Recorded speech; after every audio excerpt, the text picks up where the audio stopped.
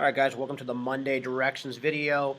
First day starting our actual first unit, not a mini unit or an actual real unit. It's the Renaissance. It comes right after the Dark Ages. It's kind of humanity coming out of the darkness, the plague, all the bad stuff that was happening in the Middle Ages. And we're going to move on, and we're going to kind of advance society. And the Renaissance is an interesting time because the arts reigned supreme. Okay, so intelligence, being artistic, creative, witty, funny, being a writer, a poet, a sculptor, an architect, all that stuff was of the utmost importance. Okay, so with this unit, it's kind of our art history unit because there's so many, it's the hot topic of the era. You have the rich people who are competing for these artists, and they're hiring them and they're paying them, and you have banking crisis. It's a pretty fun unit. So today, we're just going to start off slow. I'm just going to have you guys kind of read about some stuff today, and then tomorrow we'll start our notes. But I want you guys to have a little idea of what we're talking about before I start kind of lecturing on it, because it is very different. It's a lot of, you know, what makes the art different. So we'll be kind of comparing some art pieces, looking at them. If you're like an art person, this is probably your unit. Because we're going to talk about a lot of interesting stuff. So today, it's pretty simple. We got the 17.1 reading guide, Italy, the birthplace of the Renaissance. Italy is the hot area we're going to be looking at. We're going to be looking at southern and northern Italy and becoming the birthplace of the Renaissance, and then it's going to watch it kind of spread throughout Europe. So I actually found an online textbook, which is nicely not off to print them off or scan them. You guys can just have them right here. So Italy, the birthplace of the Renaissance. And again, you just read through this. It's going to talk about city-states, merchants, the Medici family. This is really important. Make sure you read a lot about the Medici. They become very big-time players in this.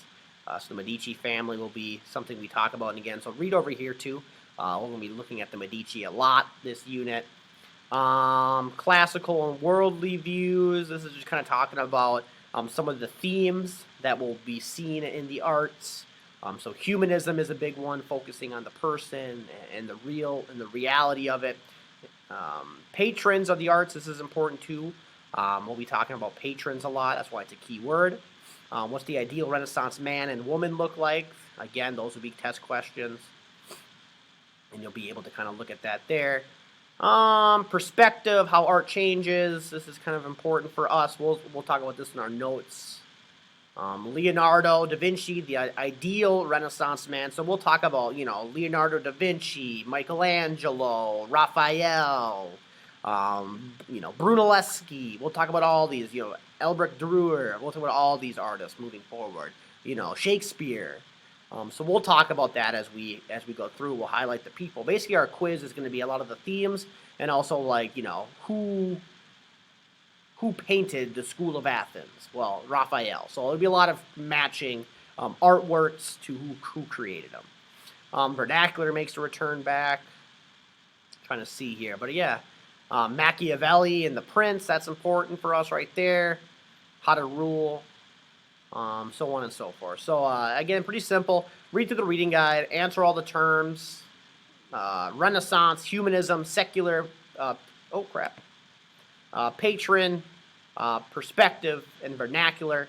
And then for this time, we are going to answer number 2. So we're answering number 2, 3, 4, 5, 6, 7, and 8. Number 2, just answer this part right here. What was Italy's advantage? Which of Italy's advantages was the most important and why? So that's pretty simple. Okay, so we're answering number 2 today. 3, 4, 5, 6, 7, 8. Full sentences, spelling counts. Make sure you're doing things the right way. Don't get lazy. 10 points as always, due tomorrow, and we'll go through this stuff in our notes tomorrow as well. But all right, have a good day, and I'll talk to you guys tomorrow.